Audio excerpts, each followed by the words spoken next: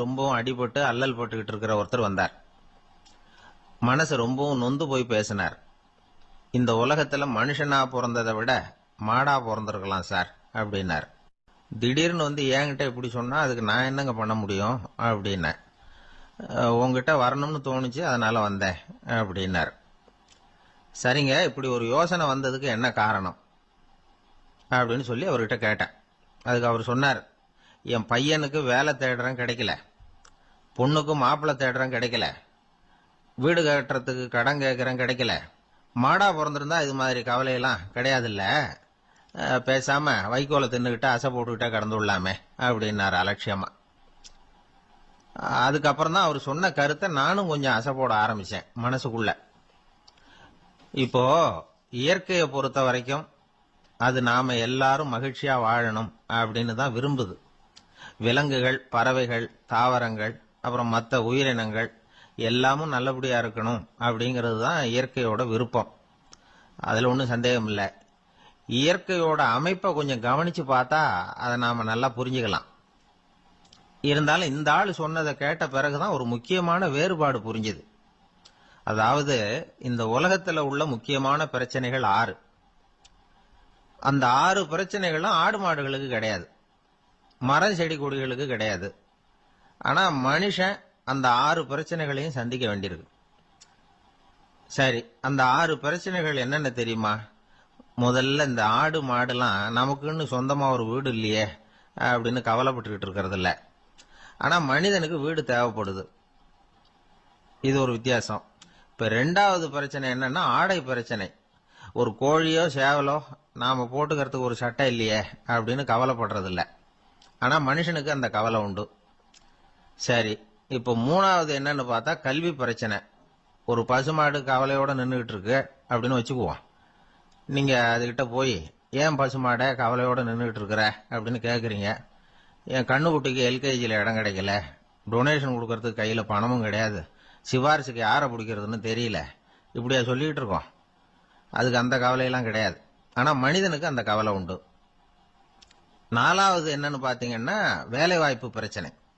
வேலை கிடைக்கலையே அப்படின்னு வேப்ப மரம் கவலைப்படுறது இல்லை, ஆனால் மனுஷன் கவலைப்படுறான்.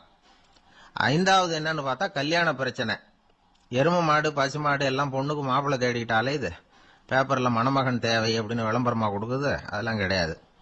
6வது என்னன்னு பாத்தீங்கன்னா பணம் சம்பந்தமான பிரச்சனை.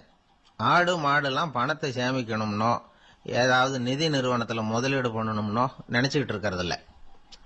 பணத்தை எப்படி காப்பாத்துறது அப்படிங்கிற கவலையும் அதுகளுக்கு கிடையாது. குதிரை வந்து குளம்போட பிறக்குது, அதனால அது காடு மேடெல்லாம் கவலை இல்லாம தெரியலாம். ஆடு வந்து உடம்புல ரோமத்தோட பிறக்குது, அதனால அது குளிரை பத்தி கவலைப்பட வேண்டிய அவசியம் இல்லை. ஆனா மனுஷனை பாத்தீங்கன்னா அவன் தான் ஒண்ணுமில்லாம பிறக்கிறான். ஏன் இந்த பாகுபாடு அப்படின்னு கேட்டா இத பத்தி கொஞ்சம் சிந்திச்சு பார்க்கணும். அதாவது இந்த சந்தேகத்தை ஒரு பெரியவர்கிட்டையும் கேட்டேன். அவரு சொன்னார் இதுக்கு பதில். அவர் இதே கேள்வியை இயற்கை கிட்ட கேட்டாராம். இயற்கை பதில் சொல்லிச்சான், வேற யாருக்கும் கொடுக்காத ஒரு வலுவான கருவிய, ஒரு பவர்ஃபுல் வெப்பன் மனுஷனுக்கு கொடுத்திருக்கிறேன்னு, அந்த கருவியை உபயோகப்படுத்தி அந்த 6 பிரச்சனையை மட்டும் இல்ல 6 கோடி பிரச்சனைகள் இருந்தாலும் அதையெல்லாம் சமாளிக்கலாம். அது கருவி என்ன தெரியுமா? அதுதான் 6வது அறிவு. அதை உபயோகப்படுத்தினா காலுக்கு செருப்பு தயார் பண்ணிக்கலாம், குளிருக்கு போர்வை தயார் பண்ணிக்கலாம், என்ன வேணும்னாலும் செய்யலாம் அப்படின்னு இயற்கை பதில் சொல்லிச்சான். அதனால நாம செய்ய வேண்டியது என்னன்னா இயற்கையை முதல்ல சரியா புரிஞ்சுக்கணும். இயற்கையின் படைப்பையே நாம வந்து சரியா புரிஞ்சுக்கிறது இல்லையே, அதுதான் வேதனை. இந்த கதையை கேளுங்க. இப்ப நகரத்திலிருந்து ஒரு ஆளு கிராமத்துக்கு வந்தான். அங்க ஒரு சிறுவன் மாடு மேய்ச்சிக்கிட்டு இருந்தான். நகரத்து ஆள் சொன்ன, எவ்வளவு அழகான பசு, அது சரி இதுக்கெல்லாம் ஏன் கொம்பு இல்லைன்னா. இதுக்கு அந்த பையன் பதில் சொன்னான், பசுமாட்டுக்கு கொம்பு இல்லாததுக்கு பல காரணங்கள் உண்டு. கண்ணுக்குட்டியா இருந்தா கொம்பு இருக்காது, பசு வளர்ந்து பெருசானதுக்கு அப்புறம் தான் கொம்பு முளைக்கும், இது ஒரு காரணம். சில சமயம் வளர்ற கொம்பு எடுத்து விடுறது உண்டு, அது ஒரு காரணம். ஆனா இதுக்கு ஏன் கொம்பு இல்லைன்னு கேக்குறீங்க. அதுக்கு என்ன காரணம்னா இது பசு இல்ல குதிரை அப்படின்னானா. ஒரே ஒரு ஊர், அந்த ஊருக்கு பேரு கொடையாளிப்பட்டி. அந்த பேருக்கு தகுந்த மாதிரி தான் அந்த ஊர் மக்களும். யார் வந்து என்ன கேட்டாலும் இல்லைன்னு சொல்லாம கொடுப்பாங்க. கொடையாளிகள் நிறைந்த ஊர். இனாமா மட்டும் இல்ல, கடனாவும் பணம் கொடுப்பாங்க. யாருக்காவது அவசரமா பணம் தேவைப்பட்டதுன்னு வச்சுக்கோங்க, அந்த ஊருக்கு போய் வாங்கிக்கலாம். பத்திரம் தேவையில்லை, சாட்சி தேவையில்லை, ஜாமீன் தேவையில்லை, எந்த உத்தரவாதமும் கேட்காம பணம் கொடுத்துருவாங்க. நம்மால் ஒருத்தனுக்கு பணம் தேவைப்பட்டது.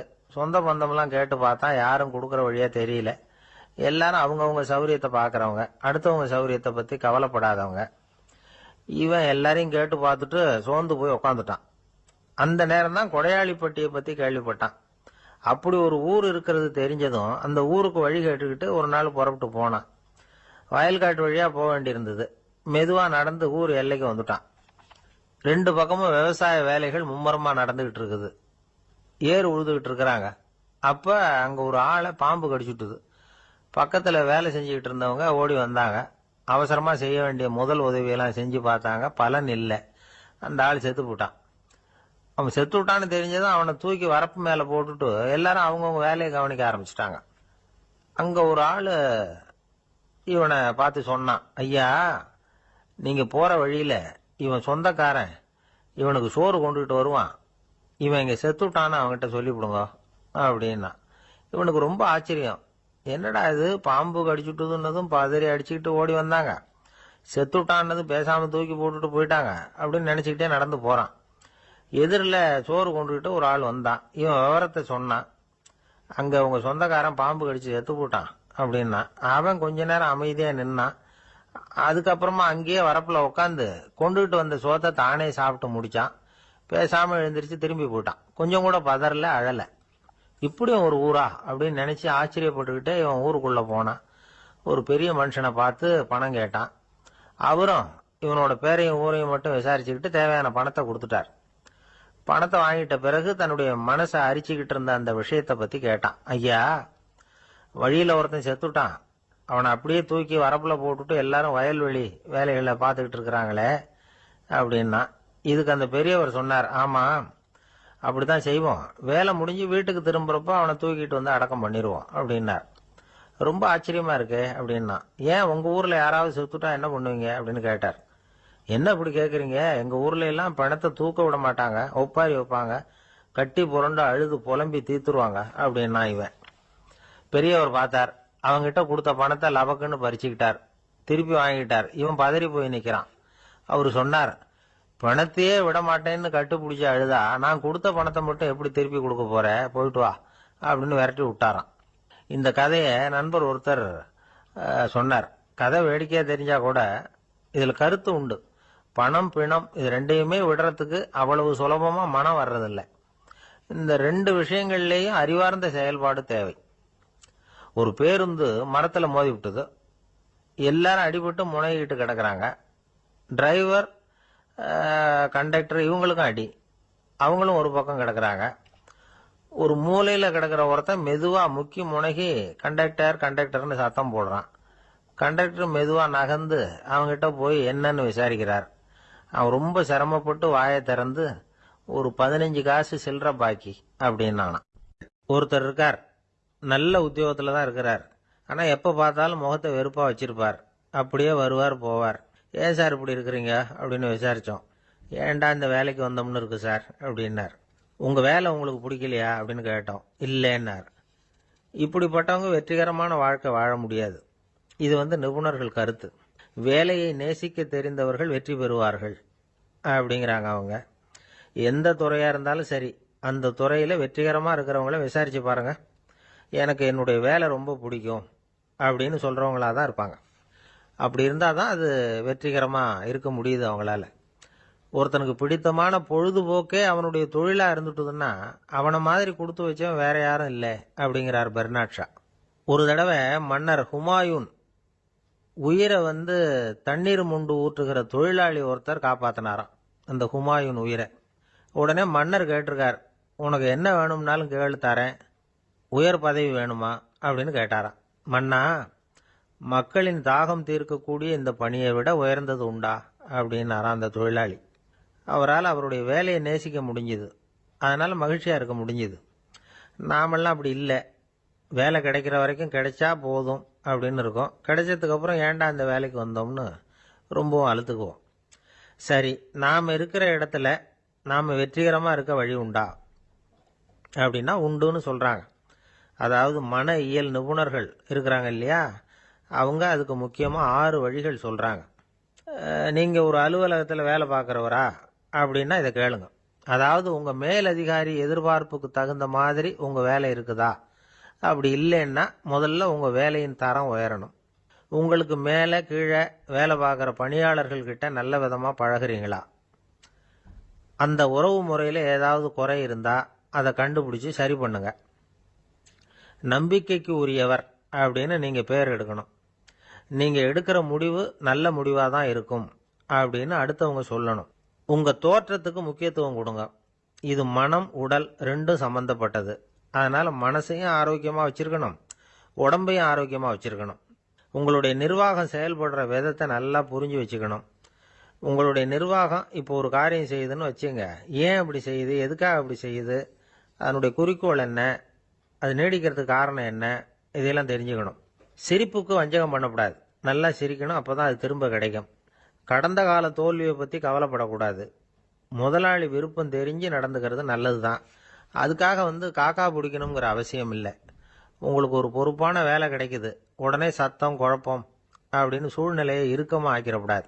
எந்த சூழலையும் இயல்பாக கையாளக்கூடியவர் அப்படிங்கிறத காட்டணும்.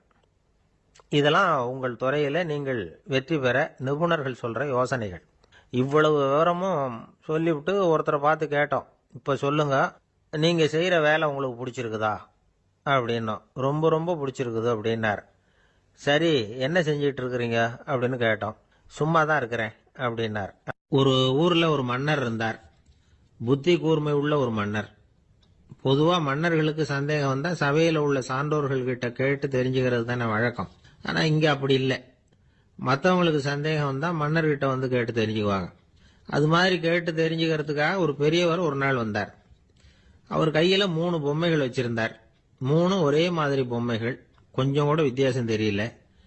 ஏது இந்த பொம்மைன்னு கேட்டார் மன்னர். எனக்கு வேண்டியப்பட்ட ஒருத்தங்கிட்ட இருந்து இதை வாங்கிட்டு வந்திருக்கிறேன். நான் தான் அவன்கிட்ட இந்த பொம்மையை செஞ்சு கொடுக்கும்படியா கேட்டுக்கிட்டேன். அவன் ரொம்ப புத்திசாலி, அவன் தான் இதை செஞ்சு கொடுத்தான்.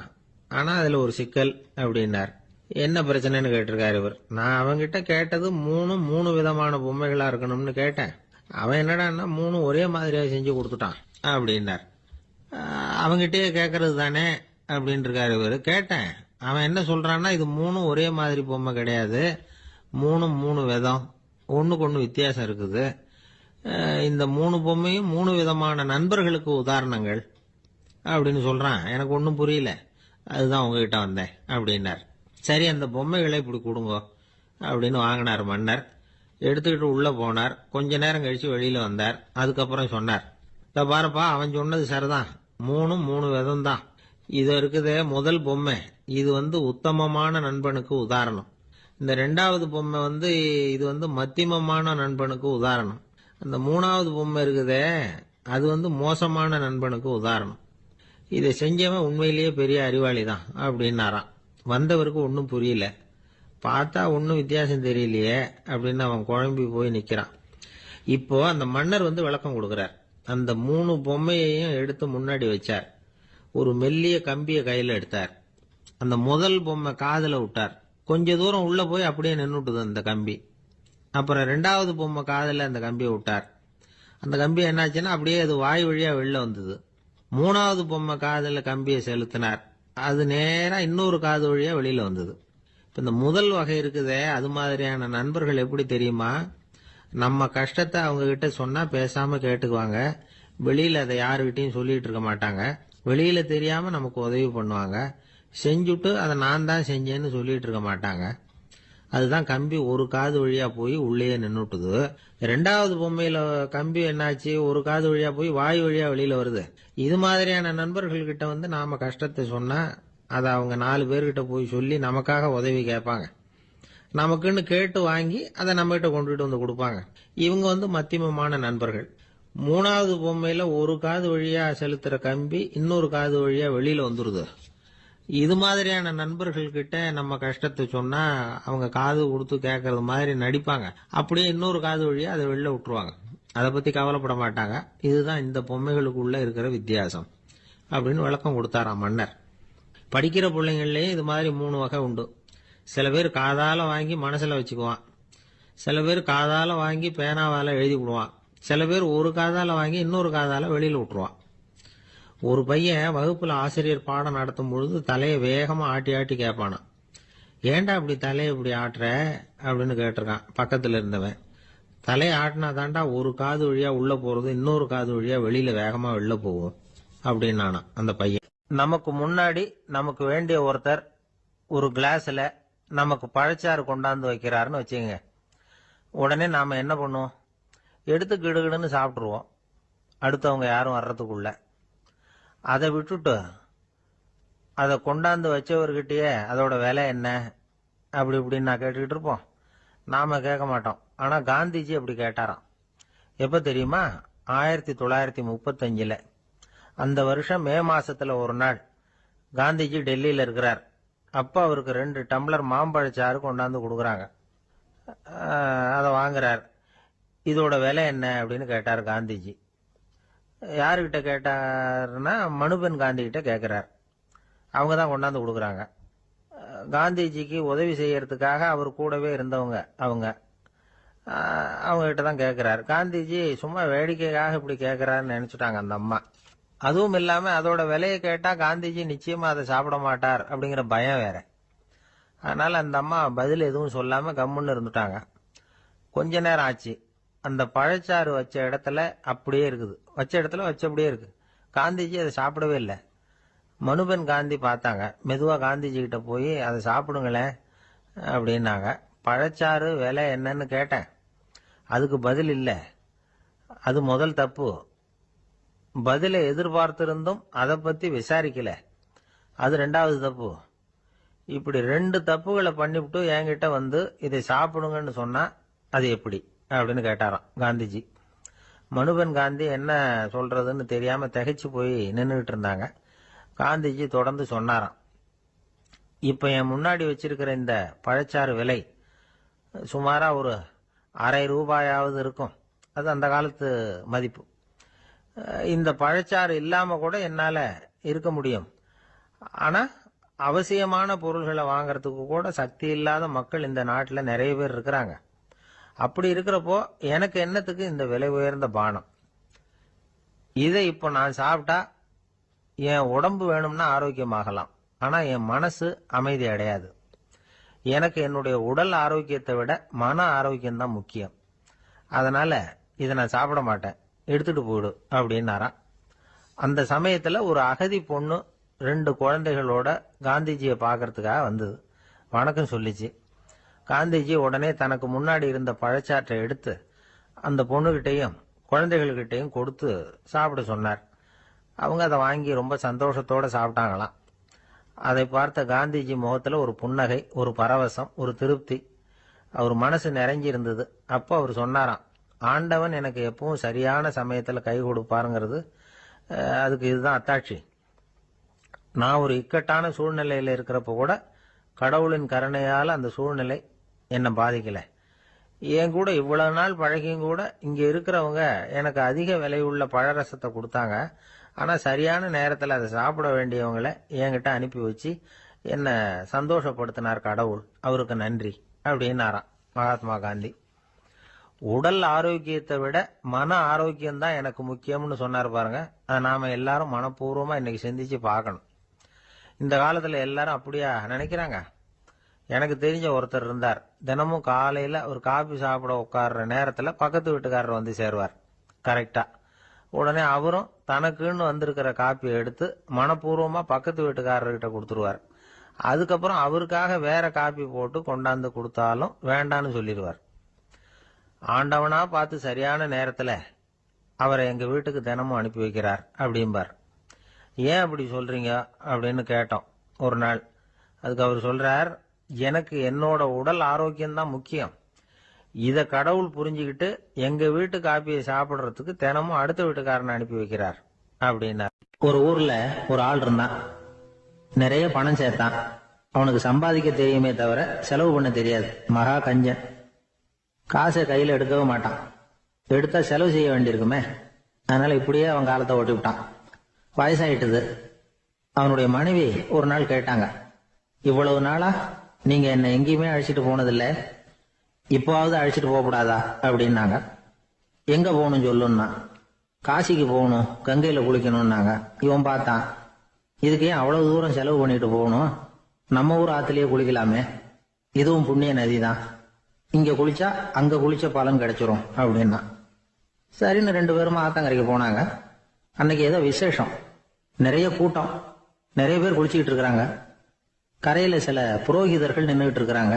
குளிக்கிறதுக்கு முந்தி அவங்க கிட்ட உட்காந்தா ஏதோ மந்திரம்லாம் சொல்லுவாங்க, கொஞ்சம் காசு கொடுக்க வேண்டியிருக்கும். அதனால இவன் என்ன பண்ணா, ஆத்தங்கரையிலேயே கொஞ்சம் தூரம் போனான். ஊரை விட்டு தள்ளி வந்துட்டான், அங்க யாருமே இல்லை. அப்பாடான்னு சந்தோஷப்பட்டான், குளிக்கலாம்னு புறப்பட்டான். இந்த நேரம் கடவுள் பார்த்தார், இந்த கஞ்சனுக்கு ஏதாவது புத்தி போகட்டணும் அப்படின்னு நினைச்சார். உடனே ஒரு புரோகிதர் மாதிரி உருவத்தை மாத்திக்கிட்டு அந்த ஆள் முன்னாடி வந்து நின்னார்.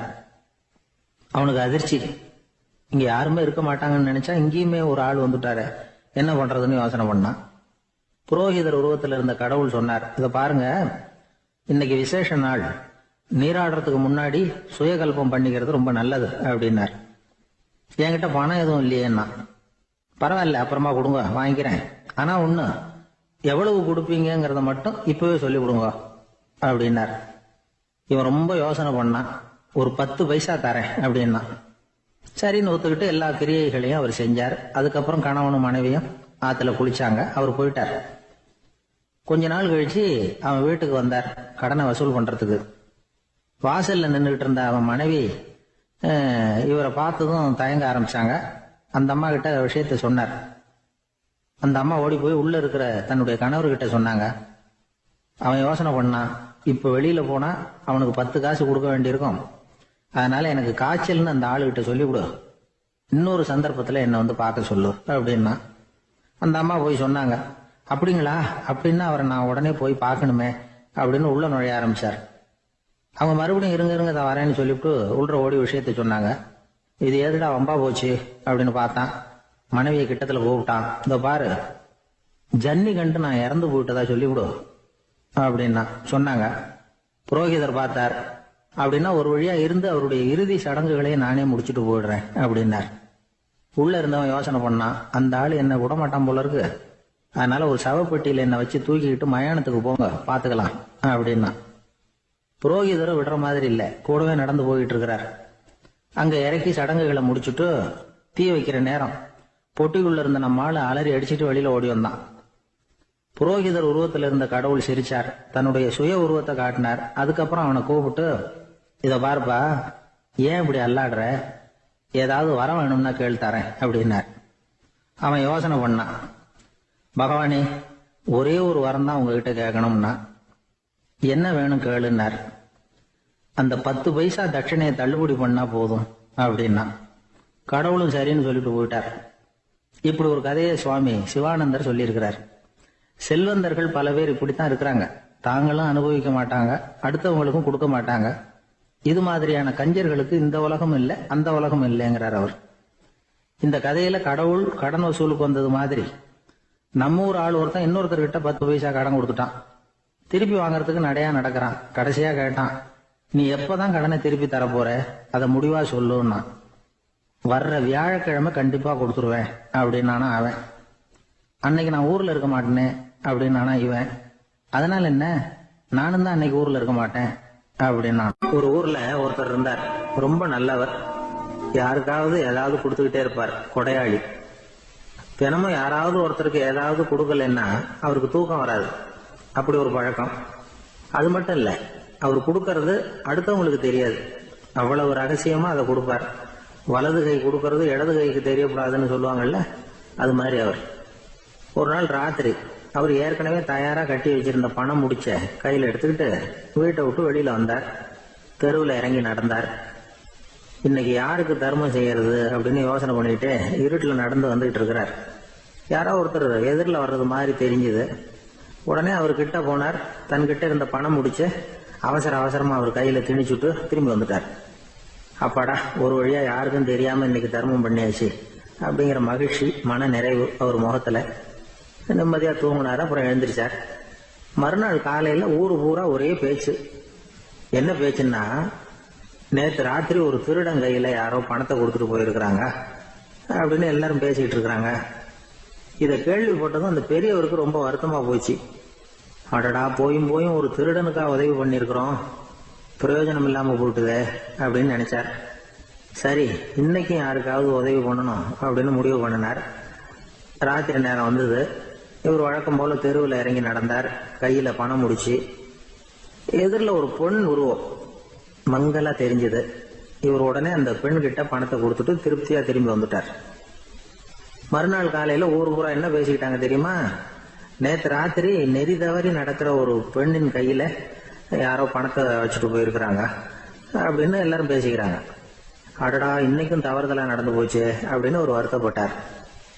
இருக்கட்டும், இன்னைக்கும் ஏதாவது தர்மம் பண்ணுவோம் அப்படின்னு நினைச்சுக்கிட்டாரு. 3வது நாள் ராத்திரியும் புறப்பட்டார். இப்பவும் எதிரில் ஒருத்தர் வந்தார். இவர் பணத்தை கொடுத்தார், திரும்பி வந்துட்டார். மறுநாள் மக்கள் என்ன பேசிக்கிட்டாங்கன்னா, நேற்று ராத்திரி ஒரு செல்வந்தர் கையில யாரோ பணத்தை கொடுத்துட்டு போயிருக்கிறாங்க அப்படின்னு பேசிக்கிட்டாங்களாம். அவருக்கு ரொம்ப வருத்தமா போட்டுது. என்ன இது, தினம் இப்படி ஆகிட்டு இருக்குதே அப்படின்னு நினைச்சுக்கிட்டே படுத்து தூங்கினார். அன்னைக்கு ராத்திரி ஒரு கனவு. அந்த கனவுல இறைவன் வந்து சொன்னாராம், இத பாருப்பா, நீ கொடுத்த தர்மம் வீணா போயிடல. உன்கிட்ட பணம் வாங்கின அந்த திருடன் திருந்திட்டான், அந்த பொண்ணும் திருந்திட்டா, அந்த செல்வந்தனும் கொடையாளி ஆயிட்டான், எல்லாருக்கும் உதவி பண்ண ஆரம்பிச்சுட்டான் அப்படின்னு சொன்னாராம். இந்த கதையை சொன்னவர் யாருன்னா நபிகள் நாயகம். இதுல உள்ள கருத்து என்னன்னா, நல்ல மனசோட தர்மம் பண்ணுனா அது வீணா போறதில்லை. இன்னொரு கருத்து, தர்மம் வந்து தன்னை மட்டுமல்ல அடுத்தவங்களையும் தீமையிலிருந்து காப்பாற்றும். இதுதான் நாம புரிஞ்சுக்க வேண்டியது. இந்த காலத்திலயும் இது மாதிரி சில சம்பவங்கள் நடக்கிறது உண்டு. ஒரு பெரியவர் இருட்டுல நடந்து வந்துகிட்டு இருந்தாரு. எதிரில் வந்த ஒருத்தன் வலுக்கட்டாயமா ஒரு கையை பிடிச்சி ஒரு பண முடிப்பை கொடுத்து வச்சுக்க சொல்லிவிட்டு விலகி போயிட்டான். பெரியவருக்கு ஆச்சரியம், இந்த காலத்திலயும் இப்படி வலது கை கொடுக்கறது இடது கைக்கு தெரியக்கூடாதுன்னு நினைக்கிற கொடையாளிகள் உண்டு போல இருக்கு அப்படின்னு யோசனை பண்ணிக்கிட்டே நடந்தார். கொஞ்ச தூரம் போயிருப்பாரு. அதுக்குள்ள அதே ஆள் திரும்பி வந்தான். கொடுத்த பண முடிப்பை திருப்பி கொடுங்க அப்படின்னு கேட்டு வாங்கிட்டான். இவருக்கு ஒன்றும் புரியல. ஏன் இப்படி பண்றேன்னார். அது ஒண்ணும் இல்லைங்க, கொஞ்ச நேரம் இதை உங்ககிட்ட கொடுத்து வச்சிருந்தேன், அவ்வளவுதான் அப்படின்னா. ஏன்னு கேட்டார்.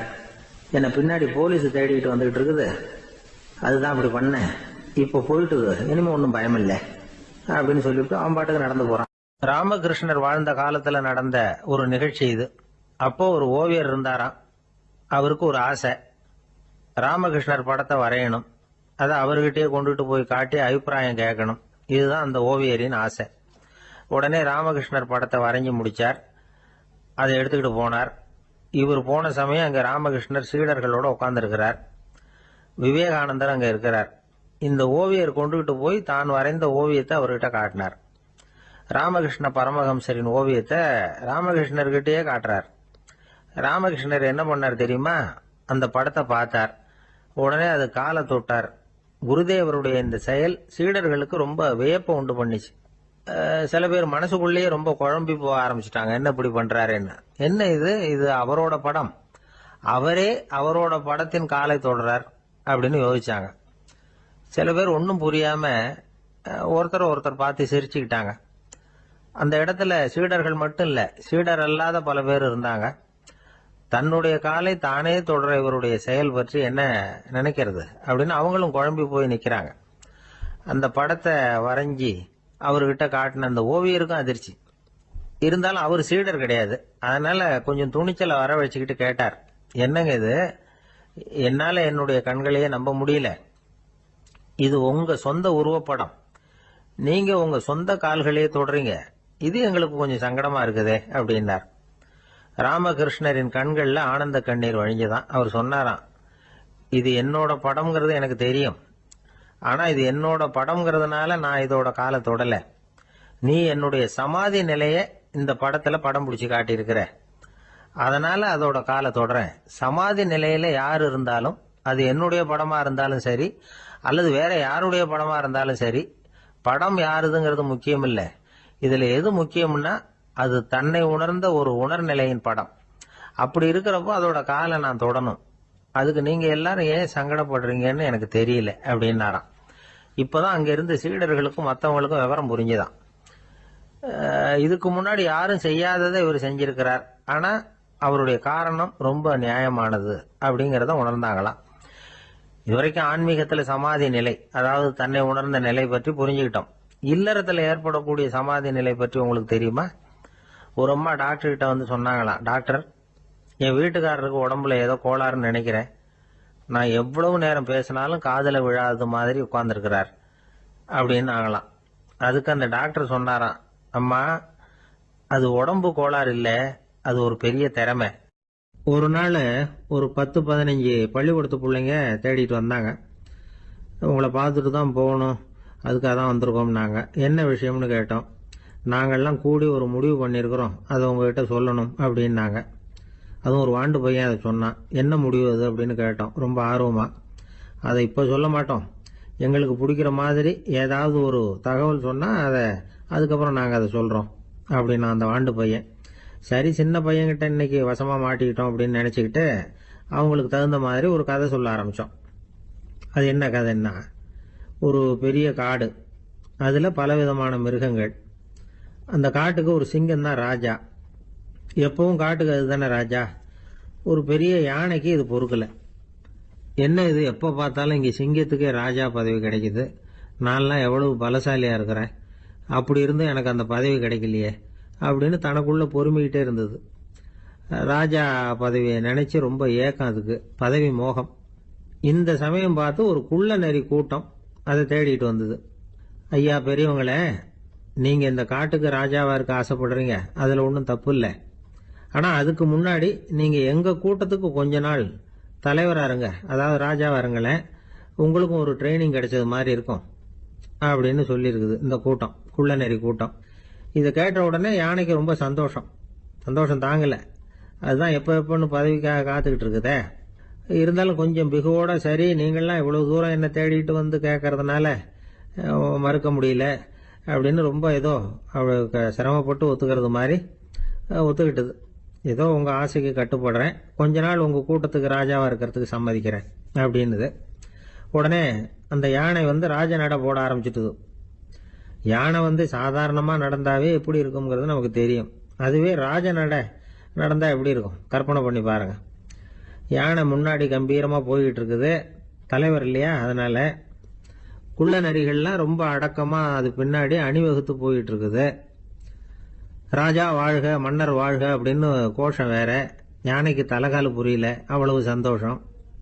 அந்த யானைக்கு செருக்கு, ஆணவம் எல்லாம் ஏற்பட்டு போச்சு. அதுக்கப்புறம் அது தரையை பார்க்குமா, நிமிர்ந்து நடக்க ஆரம்பிச்சுட்டுது.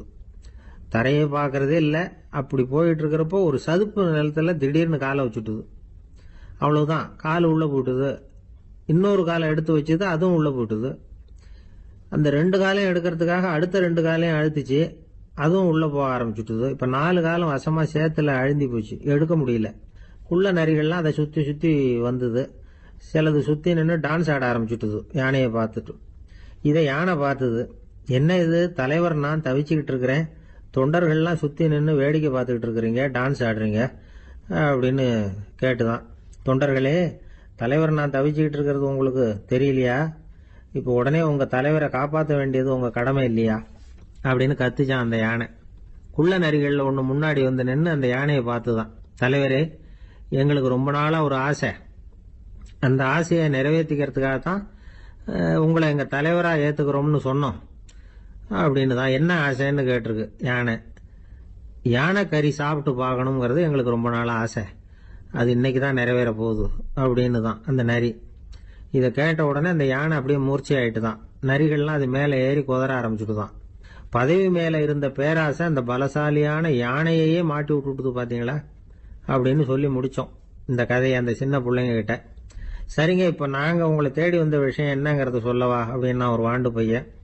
சீக்கிரம் சொல்லு தம்பி, சஸ்பென்ஸ் தாங்கலை அப்படின்னோம்.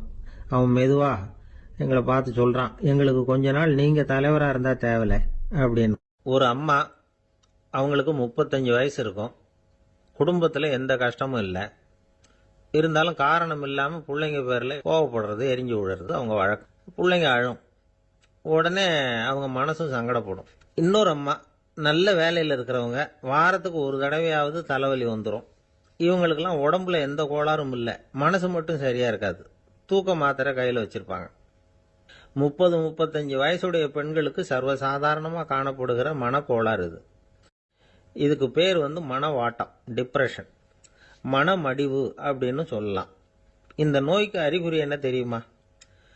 மனசுல வருத்தமான உணர்வு இருக்கும், அடிக்கடி அழலாம் போல தோணும். முன்னால எல்லாம் எந்தெந்த செயல்ல ஆர்வம் இருந்ததோ அதெல்லாம் குறைஞ்சிரும், அல்லது சுத்தமாவே ஆர்வம் இல்லாம போயிடும். சில பெண்கள் இளம் வயசுல பக்கத்துல இருக்கிறவங்க கிட்ட கலகலப்பா பேசுவாங்க, வீட்டை அலங்கரிக்கிறதுல ஆர்வம் இருக்கும். இப்போ அதுல எல்லாம் ஆர்வம் இல்லாம போயிடும். எந்த வேலை செஞ்சாலும் சீக்கிரம் களைப்பு அடைஞ்சுடுறது மாதிரி ஆயிடும். நமக்கு யாருமே உதவியா இல்லை, நம்ம எல்லாரும் கை விட்டுட்டாங்க போல இருக்குதே அப்படிங்கிற உணர்வுலாம் உண்டாகும். தன்னைத்தானே குறை சொல்லிக்குவாங்க, நாம் தப்பு பண்ணிவிட்டோம் போல இருக்குதே அப்படின்னு தோணும். குற்றம் பண்ணிட்டதா நினச்சி கஷ்டப்படுவாங்க. பசி இருக்காது, தூக்கத்தில் தொந்தரவு இருக்கும், அடிக்கடி செத்து போடலாங்கிற உணர்வு வரும், தற்கொலை பண்ணிக்கலாங்கிற எண்ணம் உண்டாகும். சில பேர் தற்கொலை முயற்சியில் கூட ஈடுபடுவாங்க. சில பேருக்கு பலவிதமான உடல் வலிகள் இருக்கும், பலவீனம் இருக்கும், சீக்கிரமாக களைப்படைஞ்சு போடுவாங்க. இதெல்லாம் மனவாட்ட நோய்க்கான தன்மைகள். இந்த மனவாட்டம், அதாவது டிப்ரெஷனை 2 வகையாக பிரிக்கலாமா. ஒன்று தானாக உண்டாக்கிக்கிறது, இன்னொன்று எதிர் விளைவை உண்டு பண்ணுகிற அல்லது நரம்பு சம்பந்தப்பட்ட டிப்ரெஷன். தானாக உண்டாக்கிக்கிற மனவாட்ட நோய் இருக்கு பாருங்க, அதுக்கு ஏதாவது சூழ்நிலை காரணமாக இருக்கலாம் அல்லது இல்லாமலும் போகலாம். மூளையில் டொப்பாமைன் அல்லது செரட்டோனின் இதோட அளவு குறையும் பொழுது இந்த டிப்ரெஷன் உண்டாகுது. இதுக்கு ஓரளவு பிறவி காரணங்கள் கூட இருக்கலாம், குடும்பத்தில் வேற சிலருக்கும் வரலாம். பாதிக்கப்பட்ட பெண்ணை பார்க்கறதுக்கு பலவீனமாக தெரியும், கடுமையான குற்ற உணர்வு இருக்கும், தனியாக இருக்கிறதுக்கு ஆசைப்படுவாங்க, நடு ராத்திரியில் எழுந்திரிச்சு உட்காந்து கஷ்டப்பட்டுக்கிட்டு இருப்பாங்க, கொடூரமான முறையில் தற்கொலை பண்ணிக்க முயற்சி பண்ணுவாங்க, தீ வச்சுக்கிறது, அமிலத்தை குடிக்கிறது, தூக்கில் தொங்குறது. இப்படி தானாக வரவழைச்சிக்கிற மனவாட்ட நோய் மறையக்கூடிய நோய். ஒரு தடவை வந்தால் 3லேருந்து 6 மாதம் வரைக்கும் நீடிக்கும். இடைப்பட்ட காலங்களில் நோயாளி இயல்பாக இருப்பார். எதிர் விளைவை உண்டு பண்ணுகிற அல்லது நரம்பு சம்பந்தப்பட்ட மனவாட்ட நோய் எப்படின்னா, கணவன் மனைவி, மாமியார் மருமகள், இப்படிப்பட்ட உறவு முறை பிரச்சனைகள், தோல்விகள், எரிச்சல்கள், ஆபீஸ் பிரச்சனை, இப்படிப்பட்ட சூழ்நிலையால் உண்டாகிறது. எல்லாத்துக்கும் மருந்து இருக்குது, மார்க்கம் இருக்குது, கவலைப்பட வேண்டியதில்லை, தைரியமாக இருக்கணும். உளவியல் மருத்துவம் இதுக்கு ரொம்ப உபயோகமாக இருக்கும். சில பெண்களை பாருங்கள், அவங்க எதுக்கும் அலட்டிக்கிறது இல்லை. ஒரு அம்மா அப்படி தான் தன்னுடைய கணவனை அழைச்சிக்கிட்டு ஒரு மனநோய் மருத்துவர்கிட்ட வந்தாங்க. டாக்டர், எங்கள் வீட்டுக்காரர் திடீர்னு ஒரு மாதிரி ஆயிட்டார், வித்தியாசமாக நடந்துகிறார். எப்படின்னா, இவர் தன்னையே ஒரு ஒட்டடை குச்சியாக நினச்சிக்கிட்டு இருக்கிறார். அப்படி நினச்சிக்கிட்டு தன்னுடைய தலையாலேயே வீட்டில் உள்ள ஒட்டடையெல்லாம் தொடச்சிக்கிட்டு இருக்கிறார் அப்படின்னாங்க. எவ்வளவு நாளாக அப்படி இருக்குதுன்னு கேட்டார் டாக்டர். 1 வாரமாக அப்படி இருக்குது அப்படின்னாங்க அந்த அம்மா. அப்படின்னா முன்னாடியே ஏன் அழைச்சிட்டு வரல அப்படின்னு கேட்டார் டாக்டர். வீடு பூரா சுத்தமாகட்டுமேனு பார்த்துக்கிட்டு இருந்தேன் டாக்டர் அப்படின்னாங்களாம் அந்த அம்மா. ஒருத்தர் முகத்தை தொங்க போட்டுக்கிட்டு ஒரு மாதிரியாக வந்தார். என்ன விஷயம்னு விசாரித்தேன். என்னுடைய நண்பன் ஒருத்தங்கிட்ட கருத்து வேறுபாடு, இனிமேல் நமக்குள்ளே எந்த சம்மந்தமும் வேணாம்னு நட்பை முறிச்சிட்டு வந்துட்டேன்னா. நண்பர்கள்னு இருந்தால் கருத்து வேறுபாடு வரத்தான் செய்யும்னு. கருத்து வேறுபாடு வராமல் இருக்கிறதுக்கு ஏதாவது வழி உண்டா அப்படின்னு கேட்டாங்க. அதை பற்றி நிபுணர்கள் சில யோசனைகளை சொல்லியிருக்கிறாங்கன்னு. முதல் விஷயம் என்னென்னா, உங்கள் நண்பனுக்கு ஒரு செய்தி சொல்லணும்னா அதை நீங்களே நேரடியாக சொல்லுங்கள், அல்லது உங்கள் கைப்பட கடிதம் எழுதுங்க. அதாவது நேரடி தொடர்பு முக்கியம். அதை விட்டுட்டு இன்னொருத்தர் மூலமாக நண்பர்களுக்கு செய்தி அனுப்புனா நீங்கள் சொல்கிற செய்தி அப்படியே போய் சேராது, அது சேதமாயிடும். கூட்டி குறைச்சி சொல்லிவிடுவாங்க, அது குழப்பத்தில் கொண்டாந்து விட்டுரும். இது ஒரு யோசனை. 2வது யோசனை என்னென்னா, நீங்கள் ஒரு நல்ல காரியத்தை செய்யும் பொழுது உங்கள் நண்பரையும் சேர்த்துக்குங்க, அவருக்கும் அதில் ஒரு ஈடுபாட்டை உருவாக்குங்க. 3வது யோசனை, நம்ம பக்கத்தில் இருக்கிற நண்பர் மகிழ்ச்சி அடைகிற மாதிரி ஏதாவது செய்யணும். சின்ன சின்ன செயல்களாக இருந்தாலும் பரவாயில்ல, அவர் நமக்கு எதுவும் செய்யலையே, நாம் எதுக்கு செய்யணும் அப்படின்னு நினச்சிக்கிட்டு இருக்கக்கூடாது. 4வது யோசனை என்னென்னா, உங்களுக்கு ஒரு பிரச்சனையா அல்லது உங்கள் நண்பருக்கு ஒரு பிரச்சனையா, எதுவாக இருந்தாலும் 2 பேரும் சேர்ந்து உட்காந்து ஆலோசனை பண்ணுங்கள். நம்ம யோசனையும் கேட்கப்படுதே அப்படிங்கிற நினைப்பே அவருக்கு ஒரு மன நிறைவை உண்டாக்குமா. 5வது யோசனை, உங்கள் நண்பர் ஏதோ ஒரு காரியத்தை செய்கிறார், நீங்கள் உடனே அவசரப்பட்டு நீ செய்கிறது தப்புன்னு தீர்ப்பு சொல்லக்கூடாது. அவர் அதை செய்யறதுக்கான நியாயங்கள் எவ்வளவோ இருக்கும். அதை புரிஞ்சுக்கிறதுக்கு முயற்சி பண்ணணும். 6வது யோசனை, உங்கள் நண்பர் என்ன சொன்னாலும் அதை பொறுமையாக கேளுங்க. அவர் சொல்கிறத புரிஞ்சுக்கணும். அவர் சொல்ல விரும்புகிறத புரிஞ்சுக்கணும். அவர் சொல்ல முடியாமல் தவிக்கிறதையும் புரிஞ்சுக்கணும். இப்படி 3 விதமாகவும் அவரை புரிஞ்சுக்கிட்டு அதுக்கு தகுந்த மாதிரி செயல்படணும்.